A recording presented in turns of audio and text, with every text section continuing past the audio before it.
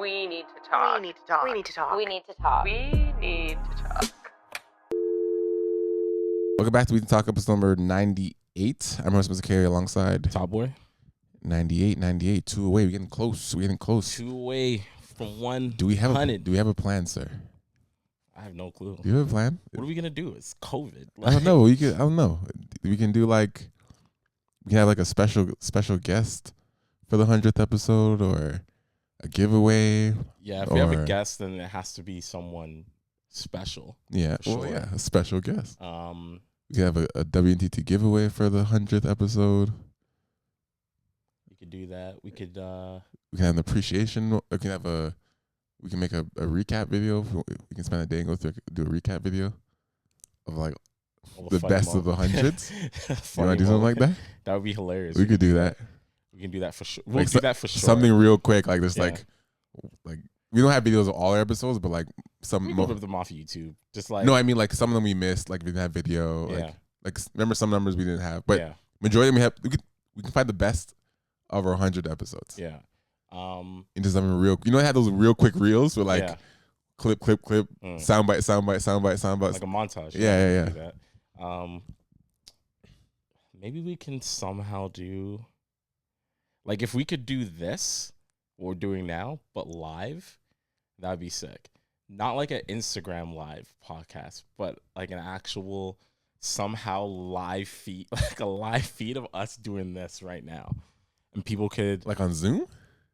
yeah, maybe Zoom somehow, and people could like chime in. They could have questions and stuff like that.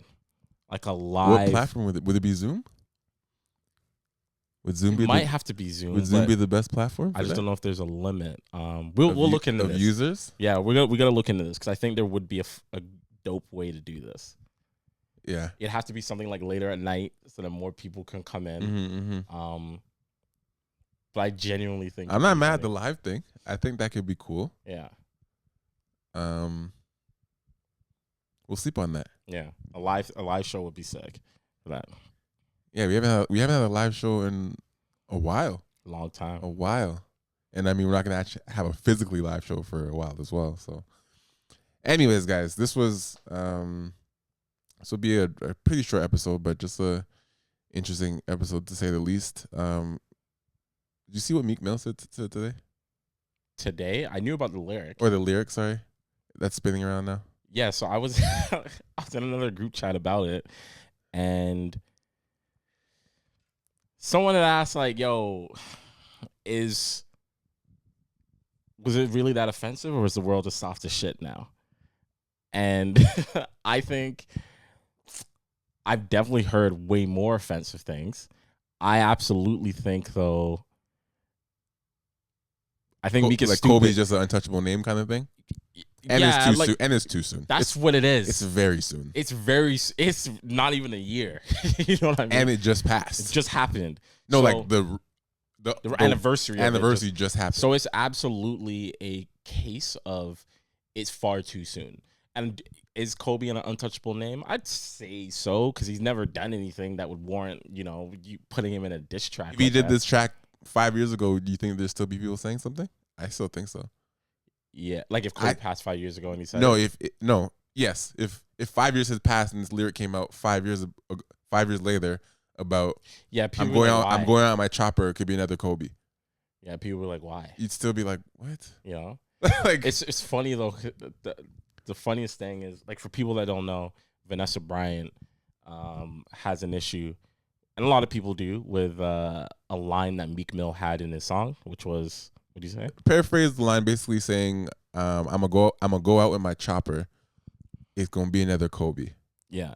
Chopper referring to a gun in the context of what he's using, but also a double entendre for Kobe dying in a helicopter. Yeah. So, a lot of people, distasteful. Yeah. Like a lot of people definitely have some issues with that. I think the funniest thing about the whole thing is when she said, I'm not familiar with any of your music.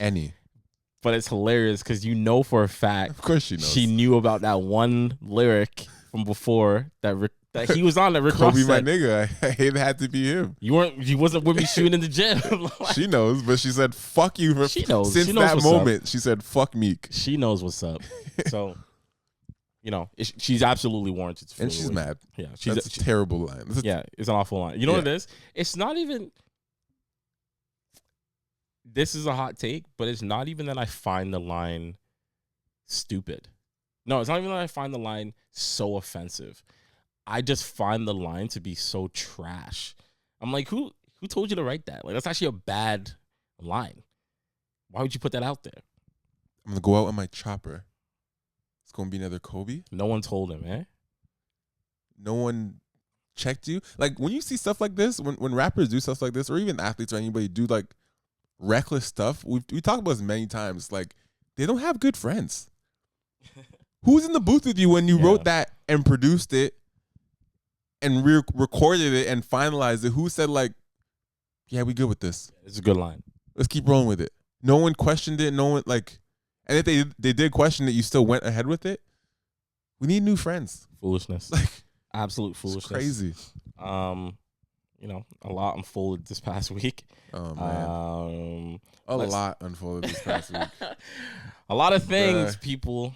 A lot of things. Right now, guys, there's been not even right now. Over the last few months, there's been a series of men being called out in this city for abuse, for mix up, for a whole bunch of things, treating women inappropriately and incorrectly, and it's been up and down through this month, and it comes up and then disappears. It comes up, disappears, and I think women are just trying to finally get men to be accountable for certain shit, and it's unfortunate that it has to be displayed this way, socially and through Twitter, and people are airing out certain tweets and screenshots and whatever, like, but it's the time we're in.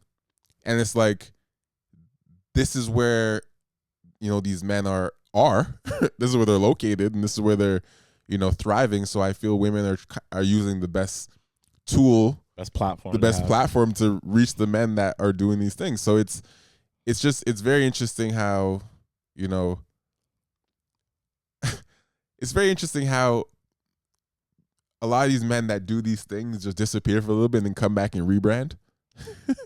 they just ignore it for a little bit, and this is the thing, like, and they come back and rebrand. Like here's the thing, it's very frustrating for women. I'm sure. No one is perfect, right? But your reaction to shit says a lot about you in regards to that situation. So I said it, like, this isn't us talking about it. It's not some holier than thou shit. Like, I'm sure we've been called out for stuff before, but it was just, I don't know. It was weird seeing like some people try and defend shit, and then it's also weird because I don't think, like I said it before, like some of these platforms are just not conducive for conversation. For the conversation, or helping the thing out, helping figure out like what the fuck do we do here, right? And it could be a byproduct of us being COVID and everyone being isolated, so we're not people really need to get seeing outside. each other, need to get outside and like actually see these people. But I remember when all of this was unfolding, obviously I know people's hearts were in a good place, but they're thinking, we need to go have a conversation on Clubhouse about this. And I'm like, no, you don't. Like, no, that's like the worst place to have a conversation about this stuff. How is that going to be controlled? Like, conducive at all? It's not conducive whatsoever. So, what really is a solution outside of men just being better? Like, how do we get there? I don't know. I said it. I just think like some people just actually need to take a step back and ask themselves why. Yeah. Like, why you're doing these things? Why you're doing those things? Like you. And actually, not even just the why. Well, the why is important, but I think there's a level of disconnect and delusion where they don't even think they're doing anything. Yeah, there's definitely, because I said it. Right? There's those of us that have done bad things and know that we're doing bad things, and it's not until we have a moment where like, okay, why am I doing this? Then it changes. Right. But then there's another level of it where there's guys who legitimately don't believe what they're doing is bad. Like, you couldn't convince them that what they did is bad. And that is that's what's driving people crazy. That's an even bigger Right. issue. You know what I mean? And once again, it's not like we're trying to say holier than thou. It's just like, No, yo, of like, course. you gotta. I mean, we're holier than that. It's like we're holier than abuse. We're holier than sexual assault. Those things are wild things and unwarranted and uncalled for. And we definitely don't condone that at all. Between Zomar and I, we've never done anything like that. So, we've had our share of maybe being immature with women, or maybe ghosting, or not treating situations the best we could. 100% like anybody else. But when it comes to abuse and disrespecting women and exposing them and like stuff like that, it's childish, it's immature, and it's crazy. Like it's crazy because it's like, do you not think it's something to like? Do you not think it's gonna come out? If you were to hit somebody, a woman, you think she's gonna just? You think she'll just keep that, Dude, forever? It's going to come out at some point. Like, she might be scared for a little bit. She might be scared, to do, because you might do it again or whatever. But you think if you hit somebody or beat someone or assault some, like, they're just gonna tuck that forever? Like, what the hell could be going through your mind? it's nuts because it goes back to what you said about it's those same men that think what they're doing, there's nothing wrong with it. Right. So there's actually a giant disconnect. They think that I'm gonna do this, and I'm not gonna get in trouble at all. Like, what do you mean I'm gonna get in trouble? Are you serious? Fuck out of here. It's a big disconnect. Yeah. And it's a deep seated issue because you have to ask yourself, like, why? Like, why is this happening?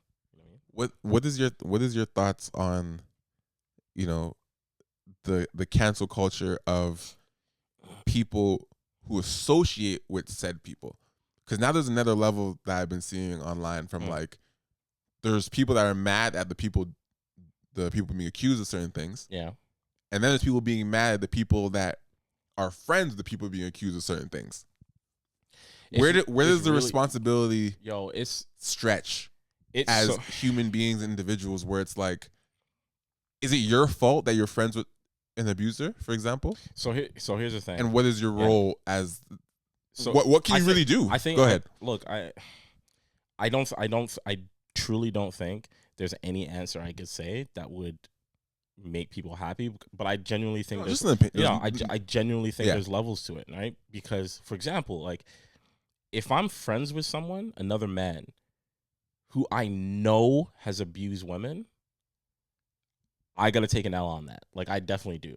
I deserve to take an L because morally, for me, I wouldn't abuse women, so it would naturally be a problem for me to be friends with someone. Like, continue to be friends with someone.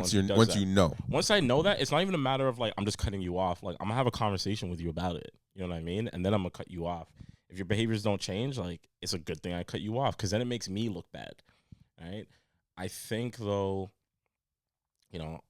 I saw Lath actually tweet this. He was like, and it came from somewhere else, but it was basically saying, never apologize to the mob, right? Referring to like the mob of people who are like trying, because the reality is, like, I'm not trying to apologize to the mob. I'm only apologizing to, I'd only ever apologize to the person that's affected, because everyone else, they're not involved. Where it becomes tough is, I wasn't really put in this position until like well over a month ago, when that shit happened on Clubhouse, right? That we like alluded to. Yeah. And, I remember someone saying to me in this Clubhouse room, they're like, yo, I feel like you're on the podcast because you like the controversy. You know that you two are so different, like it gets you views. And I was like, well, no. I was like, I've actually been doing the podcast for like 4 years, and I can't speak for my partner, but like a big reason why I think we do it is because it's good for our mental health. We literally talk every single week. Yeah. For over an hour, sometimes 2, sometimes 2.5. Like, that's all we do. And you might not like some of the conversations. You might think, oh, it's just two hetero men talking about shit. But it's like, it's an outlet. I literally said it's good for my mental health. And the mob was just like, cool. I still think you're a neighbor. I was like, what are you talking about? Like, you're literally choosing to not hate me. And I remember hearing that because what I was saying was coming from such a genuine place, and they didn't want to hear it. Mm-hmm. So, and I was like, they were trying to cancel me over Mm-hmm. it. I was like, are you serious? Like, I had never been in that position where it felt like people were trying to cancel me. And I was like, I'm not in the wrong here. Like, what are you talking about? Right. So I think there are levels to it. And the people who are trying to do the canceling, I think at times they can't see themselves in the situation. Mm-hmm. They don't see how they look, you know? That's an interesting point because I've always had like a very interesting perspective on how like people complain about, you know, the bullying and the cyberbullying that's on the internet. They advocate for mental health and advocate for that. And they preach inclusiveness and all this type of stuff. But those same people will turn and attack other people online, which essentially, like, whether the person did or did not do something that is they're being accused of online, the behavior in which you're doing or outing this person is a bullying style. So it's like, yes, by all means, this person needs to be held accountable for what they did, but the style in which you're doing it is in the very same breath the same thing that you're accusing them of doing, which is being abusive, being not sexually, but being abusive as a person, attacking somebody, you know, bullying them on. Like, you're doing that with, like, if you're tweeting somebody nonstop and calling them names and doing this, whether they did or did not do this, like, that is an act of bullying. You're doing that right now online. So when you see, like, it is funny how you mentioned before, you know, a lot of these mans will do shit and then they just go ghost, Mhm. right? And it's like, when you do that, there's an element of, okay, so you definitely did this shit because you're hiding now. Right. But there's But another. also, it's like they can't. You can't handle that. There's another element where I was gonna say, like, if you genuinely didn't do anything, Right. and you're catching heat, you're gonna go ghost because you're like, yo, this is actually fucked up for me. Like, You can't go online. I can't go online. I can't Right. do shit. Like, what do people? I don't know. Like, I used to hear conversations like, what's worse, the bullying from back in our day or the bullying now? And I think it's now because it's a combination of the two. Like, you'll get bullied in real life, and then you'll go home in your own privacy, and you'll still get bullied from your home. You're bullied from your home. There's no peace of mind. So it's like, yeah, I'm gonna delete this shit. Mm-hmm. You know. So I just think sometimes I hate using the word mob, but it's like I think the mob needs to understand sometimes that I can understand why you're angry. I actually believe it. Like, it makes sense. Mm-hmm. We just need to look at how we actually address it. You know, I think people are entitled to their anger. It's like, cool, let's be angry for the day. How do we fix this moving forward? Instead of like just calling these niggas shit like every single day when they come online, you know what I mean? Or subtweeting people all the time. Like, all that's gonna do is just create more animosity. You know what I mean? And it'll never end. And that's the problem. Like, you know, as much as I'm aware of who either the victims are or the accused or the actual perpetrators, I'm also very aware of the people like constantly pushing cancel this nigga. Like, I'm very aware of who these people are. And for me, as an outside third party, I look at it and I'm like, you're almost just as dangerous. Like, the behavior. Yeah. You don't know. Like, you actually don't know. Like, imagine, we're not talking about like celebrities here, you know, but sometimes the way that I see some of these people talk about other people that they don't know, I'm like, where is this level of hate coming from? And you've never even met this person. Just hearing things. And like the things you heard could absolutely be true. But I'm just saying that, like, I've never been able to exhibit that much hate to someone, towards a stranger. To a stranger. I've definitely been upset about shit. Online.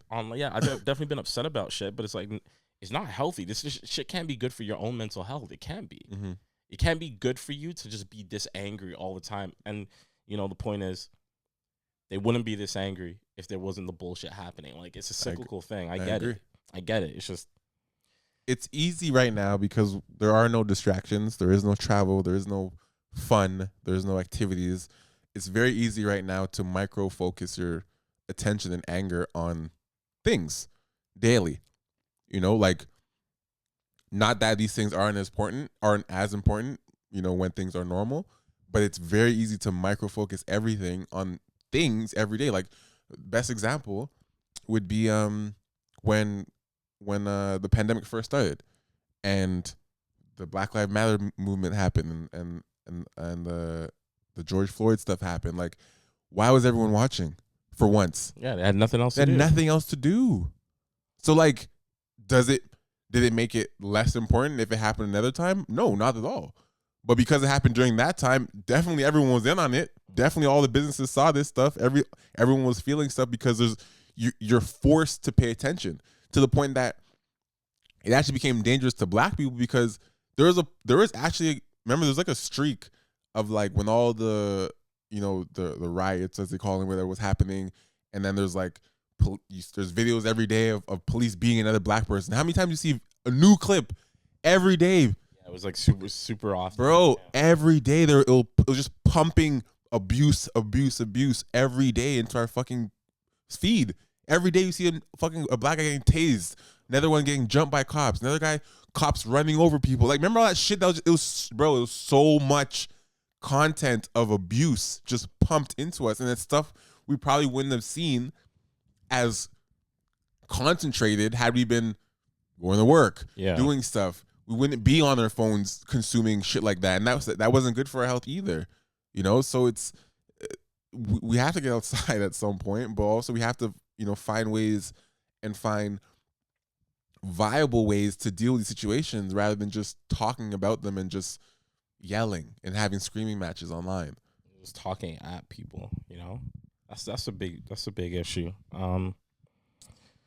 Yeah, it's tough. Like, and you got me just thinking about the whole Black Lives Matter thing and where we're at now in regards to that. Like, it's not something that's gonna go away, but to your point, dude, I mean, we're in Black History Month right now, and after the year that we just had, there's like nothing. Like, this is the month when companies are like, they all do shit, right? And there's nothing to me as a Black Canadian living in Toronto that makes me feel like any of these companies like actually learned anything from last year. Yeah, I agree. There's not one thing, you know, like, I saw so many companies last year, so many companies say like, that fucking statement. We like, see you. we see we you. Hear you. We hear you. Like, come on, bro. Like, it's so, I don't know, that shit made me sick. I hated it. It made me sick. And then we went through a full year, a full summer, like a winter of just constant information about this. That was the year where if you didn't know anything, now you know. But all these companies put statements out saying, this is what we're going to do. This is what's going to happen, right? And granted, I understand we're still in COVID, so like work hasn't resumed the same way. But I promise you, like, nothing's going to change. When work comes back the way it is, there's not going to be like any mass change in terms of diversity and all this type of stuff. I see it now. We're in Black History Month. What have these companies done? These companies that put out statements last year, which ones have if I pulled the receipts, bro, if I pulled the receipts and looked at these companies that said we're gonna do this, we noticed that we have a diversity issue. We don't have many Black people in our company. I bet that hasn't changed. Oh, probably, definitely not. You know what? I have a question. Yeah. You heard about that guy building houses for the homeless? Of course I have. Can we explain that whole situation? Please. Okay. So currently, right now in the city of Toronto, there's always been a homelessness issue, right? And I'm just pulling up his I don't want to say it, but I'm going to say it. If he wasn't a black guy doing this shit, I don't think this would be a fucking issue the way it is. Absolutely. I'm going to fucking say it. Yeah, so there's a gentleman. Because this is like, if there was a white guy going around building little houses for people and protecting homeless people, he'd be in the fucking news as a fucking savior. He's not even saving just black people. Like, he's literally saving No, anyone who's homeless. No, you know? I know. Yeah, that's what but I'm saying. saying. If there's a fucking white guy running around the city, building little houses, he'd be in the fucking news, and they'd interview him, saying, "Oh my god, like, what made you like?" They're trying to they're fining him, subpoenaing him. Yeah. So there's a gentleman named It's Khalil. actually it's been bothering me. I'm Yeah. just like, There's a gentleman named Khalil, right? Who is a carpenter among many other things. He's basically been building these tiny shelters around the city for homeless people, right? And part of the reason he's doing, like, I mean, there's many reasons why he's doing it. Two main reasons are it's fucking COVID. So the homeless shelters as it is, they're chronically full. You can never get in. And when you are in, it's packed. So the chances of you getting COVID are significantly higher, right? Some of these places aren't safe, like for their physical and mental health. And then secondly, it's the winter. It's cold as fuck, bro. Like it is so cold. The fact that right now, if you drive in the city of Toronto, you see homeless camps set up in like Trinity Bellwoods all throughout the city, because a lot of these homeless people would rather stay outside than go to a shelter because they know that it's either dangerous or it's just not good for them. So this guy, Khalil, has been going around the city building like tiny shelters, like really tiny shelters that homeless people can stay in to avoid fucking dying from the cold. And you know, it's crazy. Our government's not doing that. This guy's doing that out of his own pocket. He's doing all this. And the city of Toronto has decided, yeah, we're gonna find this dude. We're gonna find him. We're gonna take him to court because what he's doing is illegal. And you know what? Like, this is the problem here, right? Even if on like a technicality it is illegal, right, for him to be doing this, how do you possibly think there's any good that is gonna come of this? How's the city of Toronto gonna look telling a man, hey, don't save them? We know you're trying to help homeless people, but what you're doing is illegal. You're not selling drugs to them or nothing. Like, you're not abusing them. No, you're protecting them. You're literally, I know you're building them shelters from the cold. I get that. We're not doing that at all. You're doing that, so we gotta sue you because you're doing that. What? How does that make sense? Because you're building on the property. How does that make sense? And see, and this is the other issue. You brought it up, right? And it's like super, super, super, super, super frustrating. Because of all these things, these microaggressions or straight up in your face aggressions that happen towards black people over the years, to a certain extent, it's left us jaded, you know? And what happens is we see an issue like this, and other people, other races may not look at it this way, yeah. but like, we see an issue so like blatant this, at this point. we in our see lives. something like this, Yeah. and our mind goes, that wouldn't happen if he wasn't black. It's a blatant You know what I mean? feeling. And other people might look at that and they think this. They'll think what's happening to Khalil is fucked up, but they can't make the connects that it wouldn't happen if he wasn't black. Like, it probably, they'd be like, why not? Why if he's white, it'd be the same thing. It wouldn't be. you know. So I saw this photo, and it said dude standing in front of a bunch of steps. Long step. The long step. It's a long step. This guy's taking a long step, like 5-6 steps. He just put his foot on the 5th step, and all the steps, it says taxing foreign condo investors, mental health support, mass evictions, illegal Airbnbs, punishing people for helping each other to help build shelters in the park so they don't freeze to death. That's what Toronto's doing. They're jumping over everything else. Everything that actually else could be a problem right now. They're like, yo, we're gonna do this instead. We're going to do this. We're going to sue this one guy. Like, one man. Strictly from, like, just a optics standpoint, how do you think this looks okay? Who in their right mind is literally going to look at Khalil and say, yo, what you're doing, I'm sorry, it's not good. Who is doing that? Who is doing that? You got to stop this. It's not good for the city. What? It's not making us look good. That's the problem. That's what the problem is. You're making the problem. You're making us look bad. Because we haven't done this. Yeah. You're making us look bad. You're making us look bad. he's basically saying these homeless people have been in the street, they're freezing to death. What are you guys gonna do about it? Oh, we got COVID stuff to worry about, other stuff. Okay, you know what? Fine, I'll do it. No. I'm not asking for money. No. I'll do it. No. We'll get there. No, I'm gonna do it now before they die. No, we'll handle it. You know what? I'm just gonna do it. All right, we'll find you. What?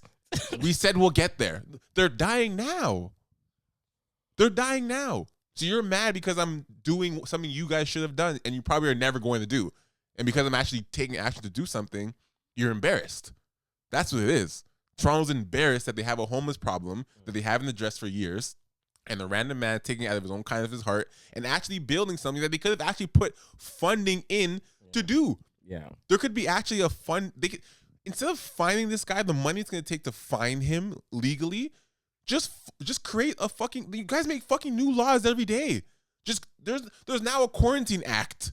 Do you know that? Yeah. When the fuck did that happen? Yeah. What is a quarantine act, dude? Like you just made that up. You just made it up. Create a homeless act. Create a fucking homeless act Ryan, where you can build stuff on the sidewalk. Just make that fucking legal. Ryan, like really what the fuck? Really sit back for a second and think about being in the room, right? At the government office. Think about just being in that room and hearing the conversation unfold where they're like, yeah, we're gonna take legal action against this guy. And someone in that room's like, huh? Like for what? I'm like, well, what he's doing is illegal. So we got to take legal action against him. He should not be allowed to build these mini properties on like public. Like what? What are you talking about? What are you gonna do? It'd be one thing, and even then it'd still be fucked up. But it'd be one thing if they said, Khalil, we're gonna shut you down, but like we're gonna take over now, right? Yes, that'd be one thing. It would still make them look bad because they only did it because they were forced to. Mm-hmm. But they're not even doing that. I feel like they're gonna sue this guy and destroy the homes. They're gonna destroy the homes. They're not gonna provide any solutions, and that's it. Because they've been doing that. Like, you know, I know you know. Like, if you go when you're on the Gardner, under the bridge, right? Mm-hmm. There's always like homeless camps there, right? Periodically, and they clear them out. Dude. I've driven by when the cops are there, just literally tearing it down. And I understand, like the cops have their orders, all that type of stuff. This isn't a thing about the cops, right? Let's make that clear. It's not about them. It's just the decision to, you know, displace these people in that way without having no alternative, with no good alternative, because like most of the places are full, and like we're in COVID, so it's like, what do you do? Like, what do you do? These people would rather stay outside. Like, that's crazy to me. They would rather stay outside in the freezing cold in the winter than go to some shelters.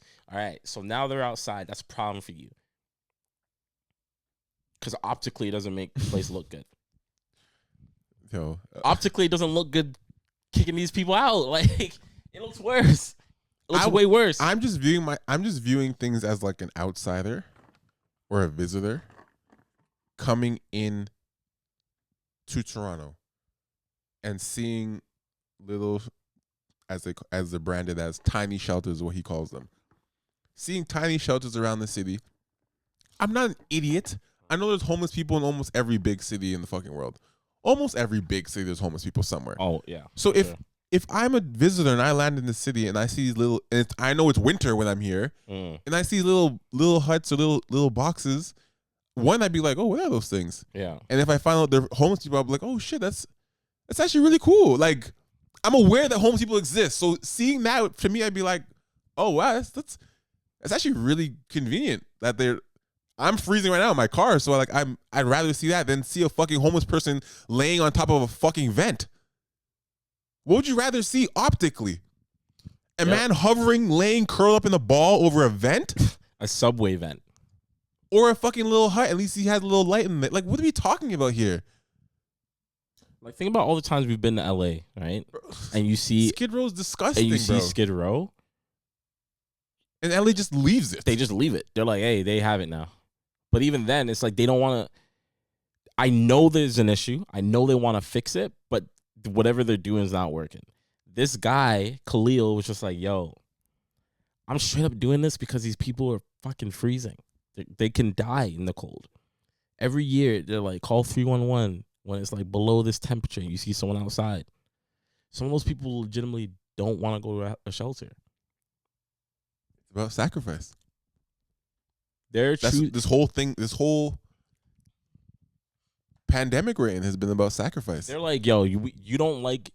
Basically, the government's saying you don't like the solution we're giving you, so we're gonna punish you for not taking our solution. Mm-hmm. What? What are you talking about? But I'm saying like this whole pandemic has been about sacrifice. Who can die? Who can we let die? Like, it sounds fucked up, but it's kind of like, who can we let die? You're not wrong. It's always the fucking weak and the minorities and all that. Like, those are the ones to go first. Who can we let die? Like, the world itself is about sacrifice. Sacrificing the poor, sacrificing the sick, the old, whatever. So, like, I know there's definitely been, like, let's not be naive. Like, Toronto has definitely had a conversation about what do we do with the homeless people during this pandemic, and someone in that building was like, we'll get there. That's the last. Like, yeah, it's not our concern right now. That's a conversation.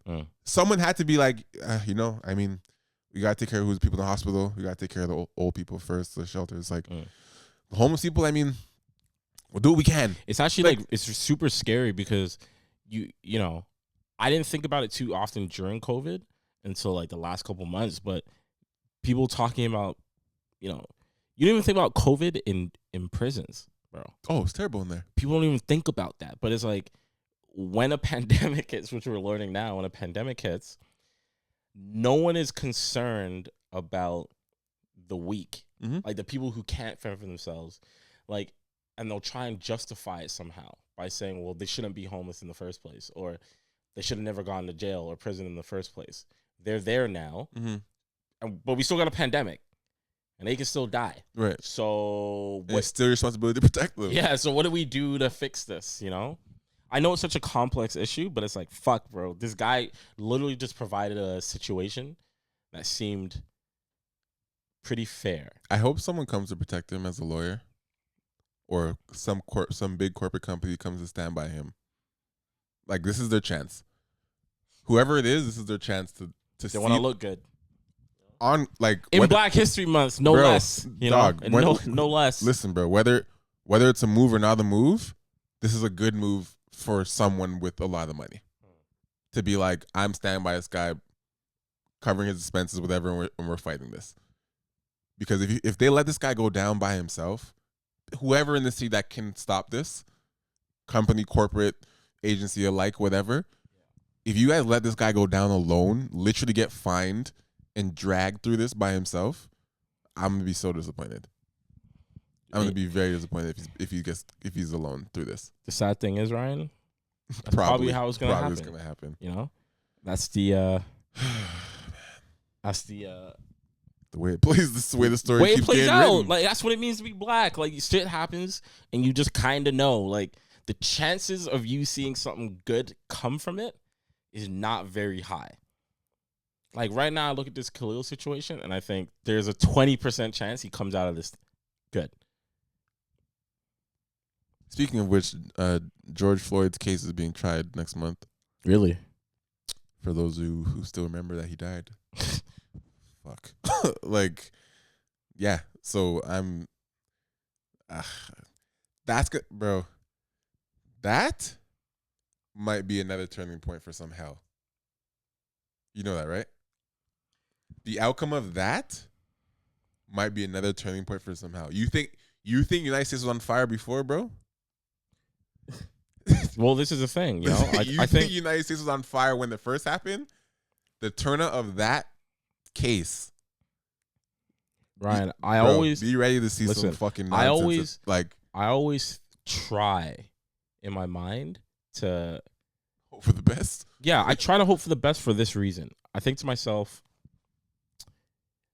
they wouldn't make that decision because that would just look so bad. Like when the cops got off of for killing George Floyd, when they got off for that, I remember before the decision happened. This is what it means to be black. I remember before the decision happened, a part of my brain was like, there is no way these guys get off. After seeing the video, 8 minutes. we watched 46 we watched a man press his knee on another man's neck for 8 minutes, and he was chilling while he was doing it. He had his hands like, I'll never get that image out of my head. Chilling. I'm never gonna forget that image. You think a lot of black people are gonna forget that image? And the other Never. angle, there's other mans on him. Other man's on him. So we all saw this video, and I remember thinking, there's no way this guy But gets the off. police force can look at this and be like, that's all right. There's no way they get off. And then a few days go by, and I remember thinking, oh, this man's getting off. He's gonna get off, and he's gonna be fine. They sent him home. You know? And what happened? Is his life like totally ruined? Probably not. You know? So that's what it means to be black. It really does. It was like, hey man. That's what it is. It's the hey man. Hey man. Bro, we don't know. how many, like when we talk about mental health and like processing, let's even take race out of it. How many times do you think a person can get rejected, embarrassed, and beaten before they say it's enough? Just race out of it. Just you as a human trying to do something, and I go no, even though you're qualified. Yeah. You as a human just minding your own business, and I just whoop your ass for nothing. Just cuz, not cuz you're race. Just say you're a person, and every day you fucking wake up, some shit can happen. You're just minding your own business, going to get groceries, and I pull you over, just waste your time, and you're like, what the fuck was that? Just cuz. See you.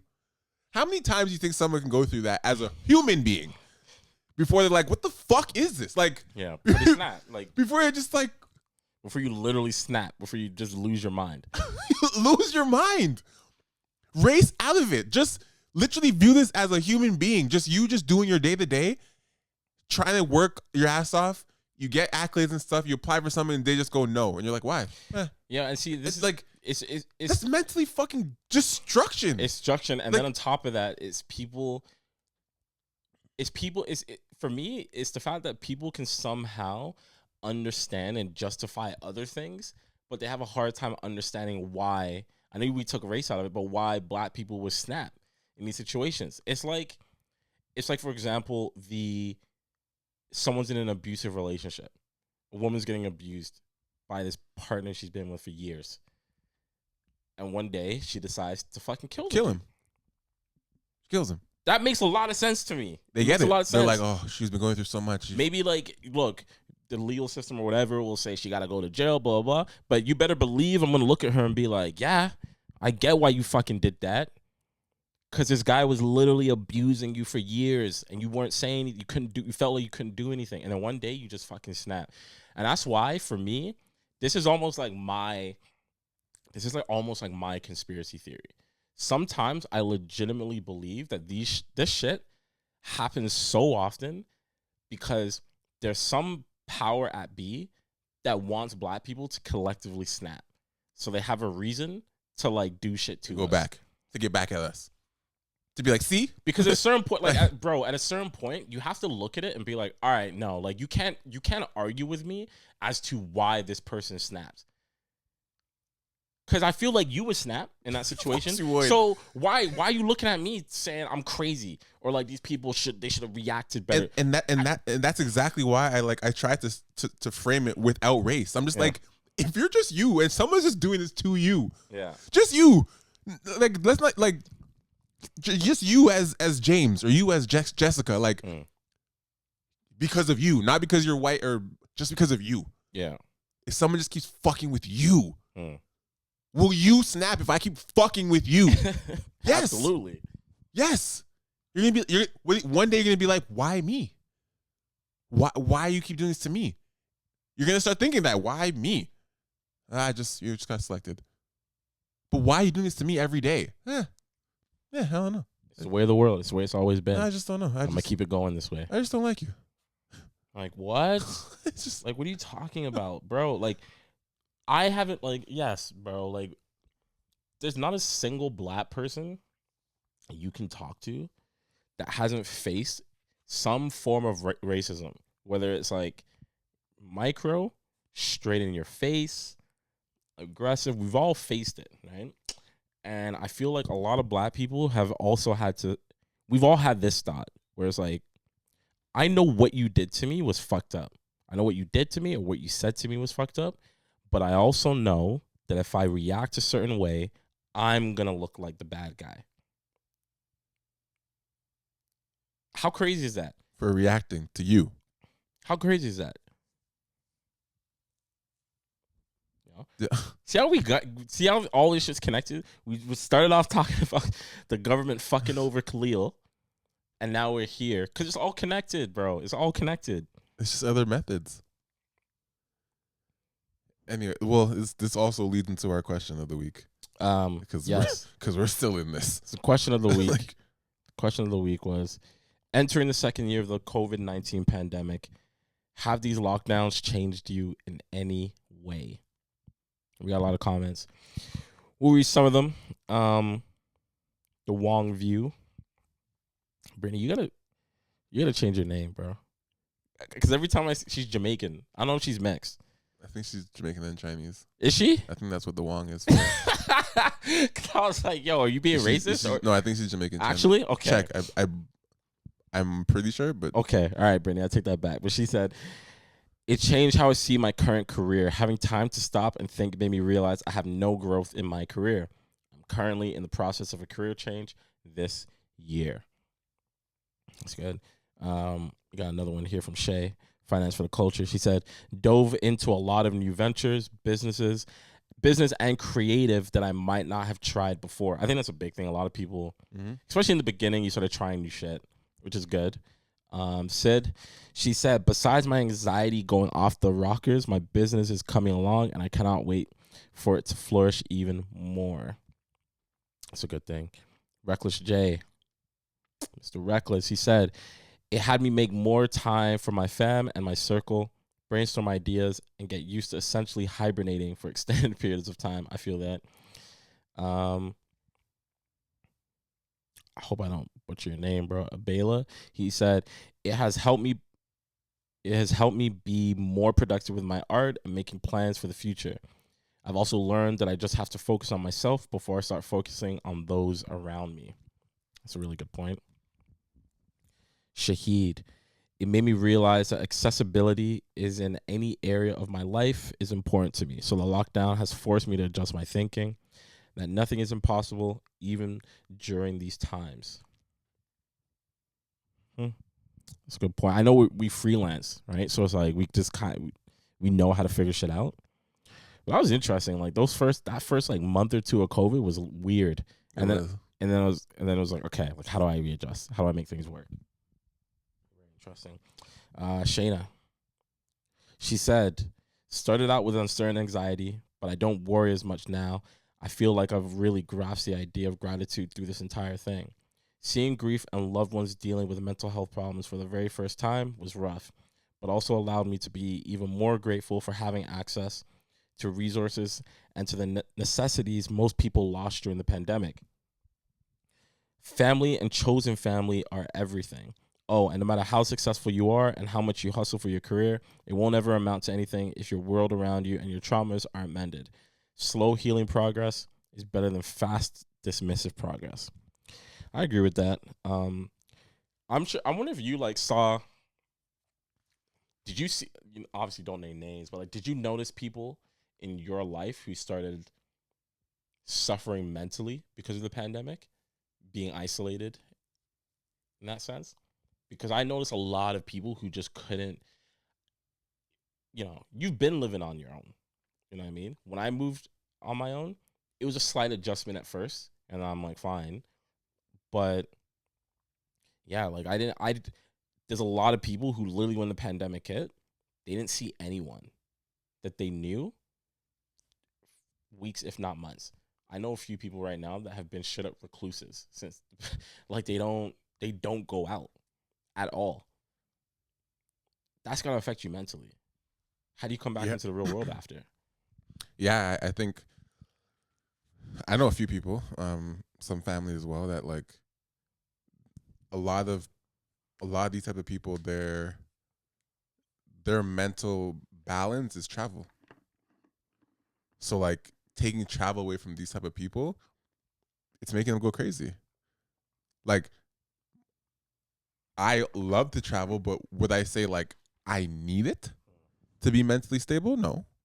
It helps. To not be mentally stable, it definitely helps. It like expands my mental 100%. health. But there are some people that literally need to leave for them to like get back to their bearings. And like if they don't leave, they literally feel claustrophobic and stuck. You know, like I have a family member that she feels like she's like stuck. She has a baby. She just literally just like the feeling of just like, I just need out. Like that's a very stifling feeling for some people. That like I need that outlet. They just need it. You know, especially if you're not someone that, you know, is used to traveling often or is used to being in one place for so long. Yeah. You know, if even the fact of like working from home, it sounds good in theory, but some people don't want to be home anymore. You can only do it for so long. It sounds good in theory. You're like, yeah, I get to work from home, blah, blah. But like your home is also your bed, which is also your free space, which is also your kitchen, which is also like eventually you're just like, I actually want to go to work. Like, I want to leave this building. If anything, what the pandemic has also done is I think it's made a lot of people realize how much they really need the separation of all the different things that they do in their life. Like before, it was always an issue when you took your work home. You know what I mean? Like I remember working 9 to 5, hated being in my bedroom doing work. I'm like, I'm not at the office. Why am I doing this? And then after a while, you're like, why am I in the office right now? I could have done this from home. You start feeling the opposite. And then, so I think if anything, what it should make people think about like work-wise at least is we need more balance.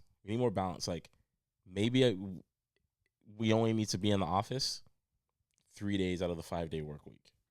The other I think that's going to happen anyways. 2 days you work from home. I honestly think companies are going to implement that anyways. There's no way to not after this because like there's no way you can show me the light and then take it back from me. Yeah. You can't. You cannot show me the light and then take it back after. I've seen it. I can't unsee this ever again. I know your company can operate with me from home. I've done it for the last year. I've done it. So why do you still made money with me working from home for the last year? So why do you need me in the office? You don't need me every day. Stop it. Like, stop. Don't be like, you cannot convince me I need you guys here 5 days a week now because we got to push. No. I don't want to hear it because we got to push forward now and we have no. We have operated for the last year like this. What do you actually need me in the office for? I will come this day. Other days I will do exactly the same thing I was doing from home because you still operated, you still made money, and I'm used to it now. Otherwise, fire all of us. Like, what am I here for? That's the thing. Like, it was always a point of contention. Like, why do you want to work from home? It was like, because I can, everything that I had to do today, it was in front of a computer. You just want to see me. Just want to see me. You just want to micromanage and see me. That's the only reason for me to be. Why am I at the office? Just so you can look over my shoulder and see me? Taking that away from it, is my productivity higher or lower from home or office? The same. Like what is the same. Still getting the task done. Still sending emails the same way I would be. You just can't see me do it. You can't come to my desk and be like, "Hey, I need you to do extra," because I'm not physically there. Yeah, I get the whole. You know, it's good to be in the office to foster the culture. We can still do that. I just don't need to be there 5 days a week. Yeah. And neither do you. You don't need to be there 5 days a week. You're not even there 5 days a week. Why is it that like the higher up positions you get, the less they're there. The less they're there. Yeah. Am I fostering culture with you? A relationship? Probably not. Yeah. Still getting the work done though. Barely see my boss.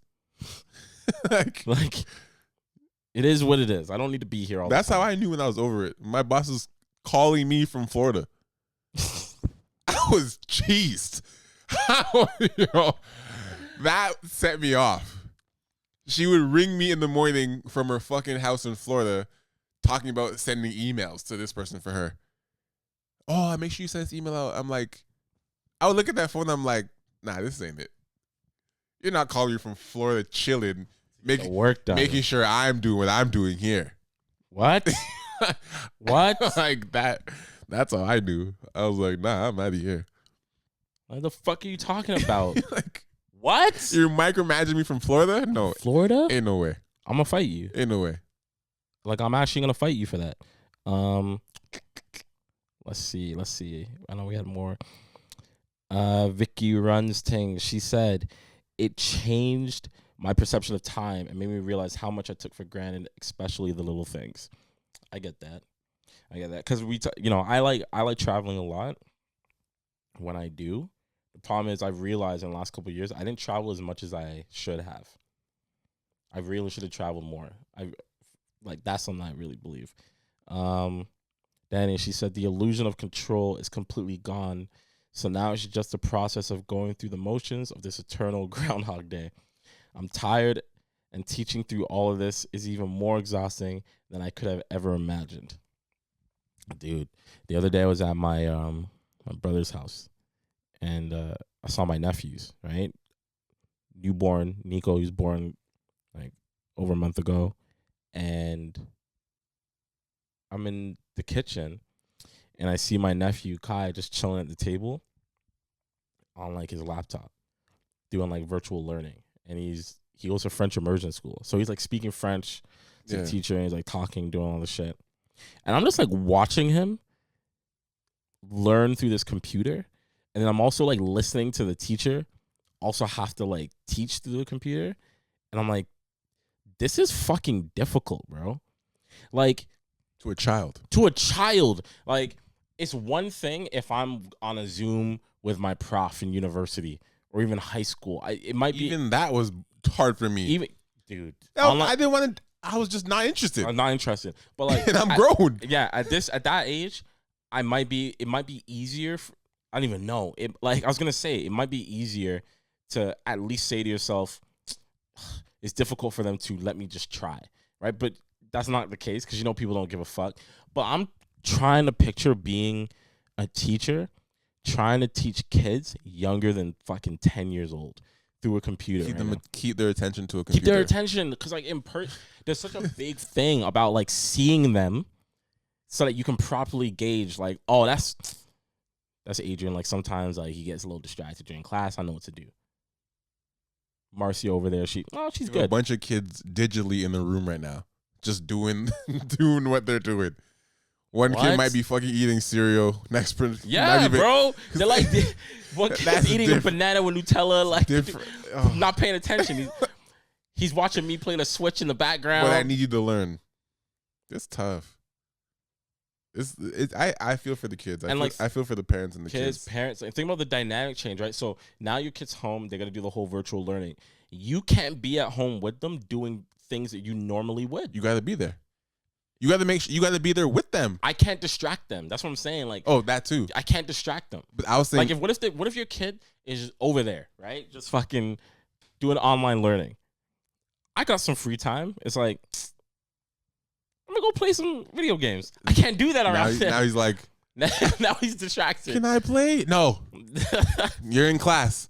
Like, now I gotta go read a book or something. But not even just that. Like there's a parent I know that's doing that with their kid. Like, depending on how old they are, like now you have to consume time to be there in their class, because there's a level extent that like, okay, yeah, they're in class, but you're the parent and you know their weaknesses and their strengths. So like, if they need help, they can't ask the teacher right now.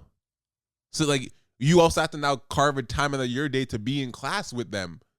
Because it's like, I don't understand. If they don't understand something, they're not going to say it. They're just going to let it keep going. Yeah. Everyone understand? Yeah, I got it. They don't understand shit. How many times you said, yeah, I get it in class, and then after class, you're like, hey, like, you don't fucking know. So like, not only are they in class, but you kind of have to be there with them to take class with them as a parent. This is a lot. This is actually requiring a lot. The whole thing is nuts. This is requiring a lot. The whole thing is fucking nuts. We got one more. Ray. She said, I've definitely become more introspective, and with that, I'm learning to change bad habits within myself and learning to love myself more. It also makes me love creating more because I have so much time now. And it definitely makes me realize that the peace is my utmost priority, and I won't let anyone compromise that. That's good. That's a really good realization of everything. Oh. What about you? How the lockdowns affected me? How has it affected you? And going into the second year of this, we've been in this a year now. Yeah. Rolling into a second, what's your pulse? So, it definitely affected my work at first, but then, the classic Jamaican proverb, we move, we just keep going. So I figured that out. That wasn't an issue. But it definitely changed me in terms of understanding that a lot of people are lost right now. A lot of people are lost in terms of what they want to do with their life and all type of shit. For me, I've been having conversations recently with my friends where I'm just trying to. I like doing a lot of different things. Right? It's always what I've done, and I think during COVID, I thought to myself, do I want to narrow it down to a more concrete thing now? I don't know. I don't know if it's because I'm getting closer to 30. I don't know if it's just because I'm going through a different phase of my life. It's not really necessary for me to have to, but I've definitely thought about that.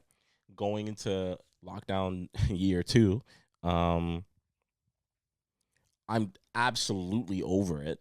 I know everyone's over it, but I'm in the camp where it's all right,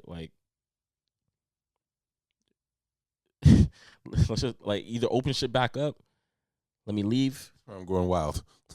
Or let me I'm not out here either let me out or I'm going out. Yeah, it's not like I'm gonna be breaking rules and no, shit. No. But I was having a conversation last night with Victoria, Everyday Victoria. That's her, right? She's in Jersey, bro, and that's essentially across the lake for us. And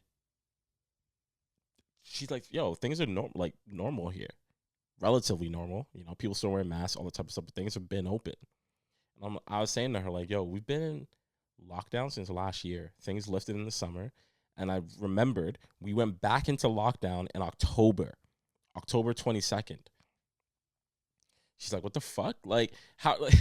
It's so foreign to people. And I think I read something the other day that said the GTA, the most lockdown city now. It's the most lockdown city in the world for the most consecutive amount of time. It's fam, we need to end this, bro. We need to end it. And what it's doing is making me fucking. I feel like it's turning me into a bad person at times. Antisocial? Not antisocial, but in certain conversations, I see some people say, when the government was just going to open things back up this month and they moved it to March 9th, people were like, why are we even opening up? It's not less than 1,000 cases. It's 1,020. It's not less than 1,000. Shouldn't we wait till it's 0? And I'm like, you don't understand what this is doing to people. It's not going to be 0. It's not going to be 0. It's not. Look, if people want to, those same people need to hear these cold, hard facts right now. If we're going to wait until everyone's vaccinated, cool. If that's what you want to do, expect to be here until 2022, 2023, maybe. The way we're getting these vaccines, the numbers are very low. I was at the fucking walk-in yesterday, and I said Guardian, I had to pick up some shit, and I remember seeing they had a TV playing talking about Canada just getting a record number of vaccines this week, right? And I'm like, oh, sick. How many? Fam, they got 680,000 vaccines. And I'm like, there's 30 million people in this country, bro. That's a record number. At that rate, bro, At that rate, do you know how long? I'm not a mad genius. I know you. I know you know numbers, bro. At that rate, do you know how long it would take to vaccinate the entire country? And you need more than one dose. You need more than those. And I think yesterday it was like 12,600 people got vaccinated in Toronto alone. Isn't there like 3 million people that live here? 2.8 or something like that. Do you know the rate that it would take? Oh my God. You know how long we're going to be here? And in the meantime, while those people get vaccinated, we're waiting for more, people are mixing around, and spreading it anyways. So it's literally like, as you're vaccinating, it's spreading. And see, oh my God. I'm like, I don't know what to do because we're not the states where their population is so much fucking higher. Mm-hmm. But, you know, like their death toll is crazy, right? But you got places like Florida and Atlanta where COVID is like, it's a thing, but not a thing. How are they moving? So they're just like, listen, bro, this is what they said. We're just not going to believe this it. Is what they, no, this is what they said. This is what they said to COVID. If COVID was a person, they had a real conversation with them. It's like, hey, they're like, we know you're here and we know you exist. We know you're a problem, but we got to do shit. So we're just going to live with you. You know, we're going to live with you. Pull up a chair. We're going to live with you until a vaccine comes out. And COVID's looking at them like, but you know, people will die. And then they say, we understand. We understand. Take who you must. But we got to do this. Take who you must. We got to do this. So am I fucking jealous? When I see people talking about Australia and fucking New Zealand, these people living their lives, I'm like, clean. I'm like, yeah, I'm jealous. But am I also jealous of people in Florida right now and LA? ATL? Yes, I am. I am jealous. Because our numbers are nowhere near as worse as theirs. But I'm like, why aren't we open? Yeah. Like, I want to be open. I know.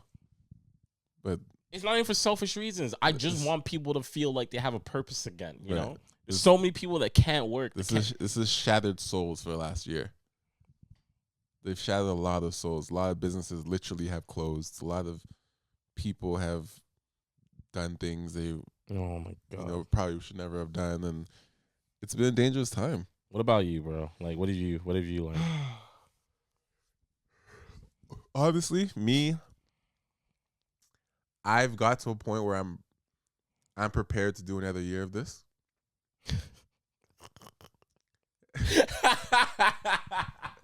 I'm dead. The reason, oh my God, bro, the reason I'm dying is because that statement is so definitive, and I get it. Like, I really get it. If you tell me I have to do this for another year, I'm like, you know what, bro, I'm cool. Serious. I'm honestly serious. I get it, but you know why it's so fucked up? Honestly. It means that I will have lived through 2 birthdays in COVID. Yeah. And I saw someone say yesterday, if you're an Aries, all you've known is COVID birthdays. We're gonna be at another COVID birthday. That's all you've known. Yeah. Yeah. I literally have come to a point where I'm like, I am prepared to have another year of this. Like, I've mentally been like, okay. So next March, I could be right here. Okay, like you have to mentally get there. I'm saying this. Like, I'm saying this on the podcast now. And I know I'm gonna catch flack, but I'm saying it. I'm with you. I expect to be here for the long haul, another year. Yeah. But I'm telling you, I'm taking a fucking trip. Oh, I'm out of here. I'm going somewhere. No. I'm going somewhere, and I will pay that. When Canada says, "Hey, you gotta pay to stay in a hotel," I'm fucking doing it. Don't get me wrong. I'm going somewhere. I'm doing it. Don't get me wrong. I didn't say I'm staying the whole time. I'm just saying I'm prepared to do this thing for another year. Like, I'm prepared to be like, all right, this is, can't really go anywhere while I'm home. Can't really go to any clubs or that. I don't really club anymore here anyways. Doesn't matter. Can't go to the mall here. I'm not, like, all these things I'm like, I'm not missing. I'm not missing the mall. I'm not missing the club. I'm The only real thing I miss is like restaurants. Yeah, that's what I'm saying. Even restaurants, that, even restaurants, like if I have to order in with a little thing, like cool. But like restaurants would be cool because I kind of like food. But yeah, like if you really sit with yourself right now, what are you missing? The only thing I honestly feel like I'm missing is traveling. That's the only thing I feel like I'm just like, oh, I really want to just. People are messaging me stuff happening in LA, stuff happening here. I'm just like, I really want to go. Yeah. For example, I'm with you with the travel, but it's also restaurants. Go on. Yeah. But like for example, these guys I work with. Remember I was shooting Floyd Mayweather last year, right? So Floyd just had a birthday party, like a private birthday party. I guess a couple days ago in Miami, and the guys I work with, they helped host that party, whatever. And it was at like a private mansion, whatever. I'm like, I would have been there. And do I fucking wish I was there? God damn, I do. But I can't. Cool. But I miss not being local anymore. I miss moving around if I need to move around. But like in terms of stuff in this city, there's nothing I'm really missing. I'm just like, oh, I wish we could still be clubbing. I wish we could go to the mall and shop. Like I'm mentally prepared to do. I'm still shooting when it gets warmer again. Outside's fine to shoot, so I'll just be shooting outside like I normally would be. Maybe, some studios are open, some aren't. But like I don't feel restricted in Toronto. I get what you're saying. Like I get it. I actually really I agree with you. Like for me, just my lifestyle. Like I know other people completely different experience. Yeah, because for my lifestyle, after moving downtown and like I haven't really experienced it on this level yet, but now that I'm single as well, it's like when I say I miss restaurants or I miss bars, it's because I miss that social interaction with friends and people. That atmosphere, I like that. Yeah. But the travel for me is the biggest thing. I always loved traveling when I was with my ex, and I love traveling. But like, I want to travel single and alone. Like I want to see what it's like to fucking go to some foreign country that I don't know and like try and figure shit out. Like have you done dolo trip before? No, I haven't. So it's like necessary. That's what I want to do. Like I want to see what that's like. Yeah, and it's stopping you right now. I literally can't do it, bro. If you could travel right now, you'd be out of here by now. Dolo, or with somebody, but you would at least done a dolo trip, quick time. Somewhere. Very quick. Somewhere. Very quick. Like, dude, I have money that I've been putting aside. Literally, it's for like a Japan trip. Mm-hmm. Like it's literally like when this shit is over with. I'm out of here. I'm going to Japan. Like I'm going to Japan. I'm going somewhere hot. I'm doing a lot of things. Mm-hmm. And people won't know till they see it on the gram. Yeah. I'm going. I need to. But that's what I'm saying. Like all things considered, other than traveling, can you see yourself doing what you're doing right now until next March? Yeah, of course. Yeah, right. Exactly. I can for us. Yeah, we could do the exact. Yeah. Again, no, not to be insensitive to anyone who doesn't feel like that because I still want shit to open. I'm not saying keep it closed. No, we definitely want things open. Yeah. I'm just saying I have mentally processed that like for what I'm doing right now and the way I've been moving right now. If we run through the summer and come back to next March and I'm right here. If you're even living here still, again, we're doing the room or for somewhere else. I don't know if but if I'm on this podcast right now, this time next year, fucking February 23rd, 2022, I'll be laughing. I'll be like, fuck, we're still here. I'll definitely be laughing because like laughing out of like shock. But I would be like, all right, like, like I'm not. I don't feel suffocated right now.